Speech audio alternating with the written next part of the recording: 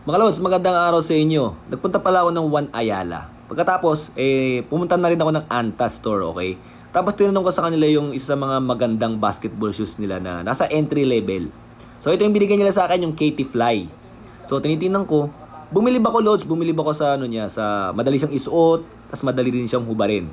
Pero yung heel stability niya lods is okay na okay. Pagkatapos, very comfortable yung ano niya, yung heel pillow niya. So, tanggalin ko muna yung voice over loss. Pakinggan nyo yung mga sinasabi ko dito. Magkano to? 3995? 3995. Grabe yung heel lock nito. Tapos may heel pillow dito. So, tingnan nyo rito, Lods. Medyo parang nag-aalangan kasi ako eh. Kasi 3995 eh. Entry level. Actually, Lods, maganda yung sapatos. Ang ganda ng stability niya. Ang ganda rin ng spike niya. Hindi ko na lang din ginawa dito sa video kasi, Lods, baka papagalitan yung nagbabantay sa store eh. Pero napakaganda ng spike niya. Pagkataas medyo tinatalon-talon ko, tinutupi-tupi ko. Maganda rin yung ano niya, yung snap niya.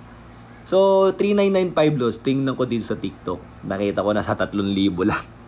Kaya kung ako sa inyo, Lods, kung gusto nyo to, natripan nyo to, dito kayo bumili sa TikTok. Actually, Lods, may mga iba-ibang kulay pa yan.